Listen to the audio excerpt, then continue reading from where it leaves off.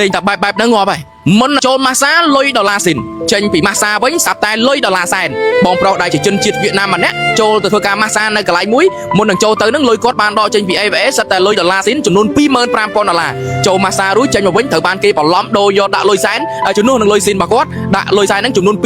$22,500 ដុល្លារដោយទុកលុយដុល្លារស៊ីនរបស់គាត់ត្រឹមតែ $2,500 ដុល្លារតែប៉ុណ្ណោះជាក់ស្ដែងគាត់បានដឹងតំណែងភ្លាមបានទៅប្រឹងសមត្ថកិច្ចហើយប្រតិពេលដែលសមត្ថកិច្ចមកដល់កន្លែងកើតហេតុស្រាប់តែកន្លែងត្រូវបានបិទទ្វារបាត់ទៅហើយគាត់ហួសចិត្តខ្លាំងមែនទែននៅពេលដែលខ្លួនគាត់បានជួបរឿងរ៉ាវបែបហ្នឹងខណៈដែលគាត់តែងតែមកលេងប្រទេសយើងជាញឹកញាប់ដោយសារតែគាត់ស្រឡាញ់បើគាត់ចូលចិត្តប្រជាជនយើងរុះរាយរាក់ទាក់បើគួរឲ្យស្រឡាញ់មានការញញឹមញញែមពេលដើរជួបតាមផ្លូវអីផ្សេងហើយសប្បាយរីករាយនៅពេលដែលមកប៉ុន្តែមិននឹកស្មានថាលើកហ្នឹងនៅពេលដែលគាត់មកទៅជួបរឿងរ៉ាវបែបហ្នឹងតតែសោះគាត់ហួសចិត្តខ្លាំងមែនទែនបងប្អូនចង់ដឹងរឿងរ៉ាវលម្អិតរវាង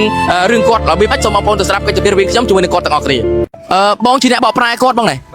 បងអាចជួយសួរនៅសំណួរខ្លះៗឲ្យខ្ញុំបានបន្តិចបានអត់ចង់ដឹងថាតើ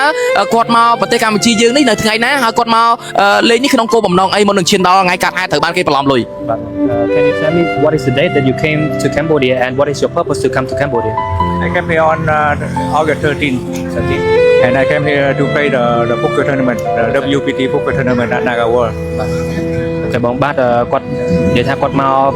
កយើងនៅក្នុងថ្ងៃ13ខែសីហា2026ហើយគោលបំណងរបស់គាត់នៅក្នុងការមកប្រទេសកម្ពុជាយើងនៅក្នុងពេលនេះគឺដើម្បីប្រកួតពានរង្វាន់ WPT ដែលប្រពរំនៅ Naga មួយបងអាចឲ្យគាត់ជម្រាបបន្តិចបានទេមុននឹងថ្ងៃដែលគាត់ចូលទៅម៉ាសានៅហាងដែលបានបន្លំលុយគាត់ហ្នឹងថាតើគាត់មានបានពិនិត្យមើលលុយគាត់អត់ថាប្រកាសជាលុយស៊ីន 100%Can you tell us that before you went to the massage place, are you 100% sure that all of the money are all real? Yeah, all real. Because the money I took from the bank. And you also have the evidence. And my own money. Oh, okay. Add to it. So total 25,000. Okay. បាទបងគាត់ប្រកាស 100% បងពីព្រោះលុយហ្នឹងគឺគាត់បានដកចេញពីធនាគារ ABA នៅសាខាផ្សារថ្មីហើយបាទហើយបន្ទាប់ពីការដកលុយនេះគាត់បានប្រើប្រាស់លុយហ្នឹងទេគឺគាត់ទុកនៅក្នុងកាបូបគាត់ជាប់តាមដងបាទកន្លែងម៉ាសាដែលបានធ្វើការបន្លំលុយរបស់គាត់ពីលុយស៊ីនមកទៅជាលុយខ្មោចហ្នឹងតើស្ថិតនៅក្នុងម្ដុំណាសង្កាត់អីម្ដុំណាហើយមានផ្លាកយីហោឈ្មោះអីបាទបងករណីមួយនេះគឺកើតឡើងនៅក្នុងខណ្ឌដូនពេញហើយដែលមានទីតាំងស្ថិតនៅទល់មុខសន្តាគារកម្ពុជាណាហើយទីតាំងមួយកន្លែងនេះគឺអត់មានស្លាកយីហោទេបងអត់មានទេមានតែគេដាក់ដេញម៉ាសាធម្មតាណាបាទពេលនោះក៏គេបានឲ្យគាត់ដាក់លុយដាក់កាបូបរបស់គាត់នៅក្នុង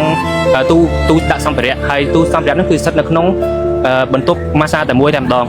ពេលភ្លាមៗនោះគឺគាត់អត់ទាន់បានចាប់អារម្មណ៍ថាលុយរបស់គាត់ត្រូវបានបាត់ទេបងបន្ទាប់ពីគាត់ទៅដល់សន្តាគារក្រោយហើយជារយៈពេល1ម៉ោ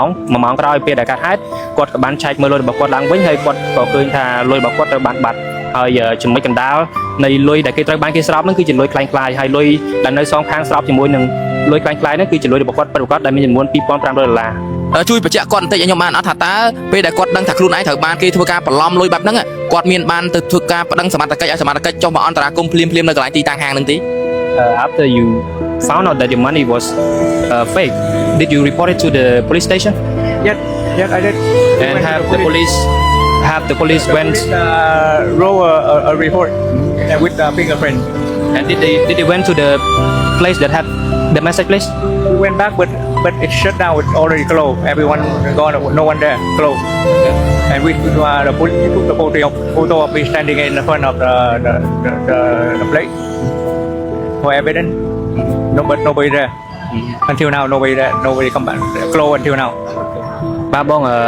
បន្ទាប់ពីករណីនឹងបានកើតឡើងគាត់ក៏បានរាយការណ៍ទៅកាន់សមាជិកដែរបងហើយភ្លាមៗនោះសមាជិកមូលដ្ឋានក៏បានចុះទៅទីតាំងកន្លែងកើតហេតុដូចគ្នាហើយនៅពេលដែលទៅដល់កន្លែងទីតាំងមួយកន្លែងនោះគឺត្រូវបានបិទទ្វារតែម្ដងហើយសមាជិកក៏គាត់បានថតនៅផតតាំងមួយចំនួនអញ្ចឹងមានន័យថាបន្ទាប់ពីគាត់បានជួបរឿងបែបហ្នឹងគាត់បានទៅប្រឹងសមត្ថកិច្ចដែរប៉ុន្តែសមត្ថកិច្ចបានចុះមកធ្វើការស៊ូនាំគាត់ហើយនាំគាត់ទៅកន្លែងម៉ាសាហ្នឹងទេហើយបន្ទាប់ពីនឹងមកគឺអត់បានផ្ដល់តំណែងឲ្យគាត់ទៀតឡើយជាក់ស្ដែងតើកន្លែងម៉ាសាហ្នឹងបានបិទឬក៏បើកជាក់ស្ដែងគឺរាប់តាំងពីថ្ងៃដែលកើតហេតុហ្នឹងមកទល់ពេលនេះគឺវាកាត់ឡើងនៅថ្ងៃទី19មកទល់ពេលនេះវារយៈពេល7ថ្ងៃបងក្នុងរយៈពេល7ថ្ងៃនេះគឺកន្លែងម៉ាសាមួយកន្លែងនេះគឺត្រូវបានបិទទ្វារតែម្ដងបិទរហូតតែហ្មងបាទបងអញ្ចឹងតាំងពីភ្លាមមកក៏បិទដែរបាទ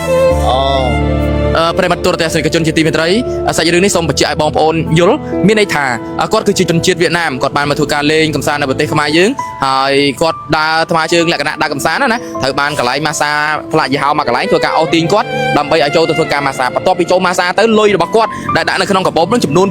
$25,000 ទើបតែដកចេញពីទូ AVA បាទត្រូវបានគេធ្វើការបន្លំយកអស់ $22,500 ទុកតែលុយស៊ីន $2,500 ដើម្បីស្រោបដាក់ខាងជាមួយនឹងលុយคล้ายៗតែប៉ុណ្ណោះអញ្ចឹងមានន័យថាគេបានបន្លំគាត់បាត់ហើយបន្ទាប់ពីគាត់ចេញពីកន្លែងម៉ាសាបានមកសន្ទុបទៅគាត់ដឹងថាគេបានបន្លំលុយគាត់ហើយគាត់ក៏រត់ទៅប្តឹងសមត្ថកិច្ចដែរប៉ុន្តែនៅពេលដែលសមត្ថកិច្ចមកមើលកន្លែងកាត់ហេតុស្រាប់តែកន្លែងហាងផ្លាកយីហោហ្នឹងត្រូវបានបិទចិត្តឈឹងតែម្ដងទាំងអ្នកម៉ាសាបុគ្គលិកទាំងតកែគឺបានរត់បាត់ទាំងអស់តែម្ដងអញ្ចឹងហើយគាត់មានការព្រួយបារម្ភព្រោះខ្លាចមកទល់ពេលនេះវារយៈពេលយូរដែរខ្លាចបើសិនបាននៅតែមិនបន្តជួយស៊ើបអង្កេតរកជនដែលបន្លំលុយគាត់មកទេខ្លាចចាយលុយគាត់អស់ចប់ប្រហើយខណៈដែលលុយគាត់ហ្នឹងគឺទុកប្រើការចាយវាអីផ្សេងអញ្ចឹងជុំវិញនឹងព័ត៌មានដែលគាត់មកស្នើសុំឲ្យខ្ញុំផ្សព្វផ្សាយនេះគឺគាត់ចង់ទទូចស្នើសុំទៅដល់សមត្ថកិច្ចគ្រប់លំដាប់ថ្នាក់មេត្តាជួយពិនិត្យជុំវិញនឹងករណីគាត់ផងប្រសិនបើបានលឿនកាលណាគឺល្អកាលហ្នឹងគាត់ថាគាត់ស្រឡាញ់ប្រទេសកម្ពុជាណាមិនគួរណាមានមនុស្សមកធ្វើការបន្លំគាត់អញ្ចឹងទេគាត់អស់សង្ឃឹមខ្លាំងយកតែមែនតើហើយបងប្អូនប្រិយមិត្តគិតមើលដល់លុយគេលុយស៊ីនឲ្យរាប់ម៉ឺនហើយមិនតិចទេណា20,000ជាងឲ្យចូលទៅបន្លំលុយគេអស់រលីងទុកលុយគេតែប្រហែលពាន់លុយស៊ីនក្រៅពីហ្នឹង$អស់រលីងអញ្ចឹងខ្ញុំសង្ឃឹមយ៉ាងមុតមមថាសមត្ថកិច្ចនឹងធ្វើការជួយវិច្ចមុខទៅលើជនដែលបានធ្វើការបន្លំនិងខ្លែងលុយរបស់គាត់ពីលុយ$ស៊ីនទៅលុយ$ខ្មៅហ្នឹងមកផ្ដន់ទៀតទៅហើយបើអាចជួយយកលុយដែលបន្លំហ្នឹងមកឲ្យគាត់គ្រប់ចំនួនផងបើពួកគាត់ត្រូវការលុយប្រើចាំបាច់ដែរគាត់គឺជាជនជាតិបរទេសទៀតបាទមិនមែនខ្មែរណាបើអញ្ចឹងសង្ឃឹមថាសមត្ថកិច្ចនឹងមិនប្រឡែងហើយមិនបង្ងើយកតើចំពោះករណីហ្នឹងទៅចោះបងប្អូនជាទីមេត្រីជុំវិញនឹងព័ត៌មានខាងលើនេះខ្ញុំបាទមានសារមករហ័សបៃត្រង់មិនមានអ្វីច្រើនទេគ្រាន់តែចង់ជម្រាបជូនទៅដល់ពុកម៉ែបងប្អូនឲ្យបានដឹងនឹងជ្រាបជាព័ត៌មានតែប៉ុណ្ណេះប្រសិនបើមានអ្វីបន្ថែមជុំវិញនឹងករណីណាមួយខ្ញុំបាទមានសារមករហ័សបៃត្រង់នឹងធ្វើការអាប់ដេតក៏ដូចជាជម្រាបជូននៅព័ត៌មានទៅដល់ពុកម៉ែបងប្អូនឲ្យបានដឹងនឹងជ្រាបជាបន្តទៀតខ្ញុំបាទមានសារមករហ័សបៃត្រង់ក៏សូមអរគុណនិងសូមគោរពលា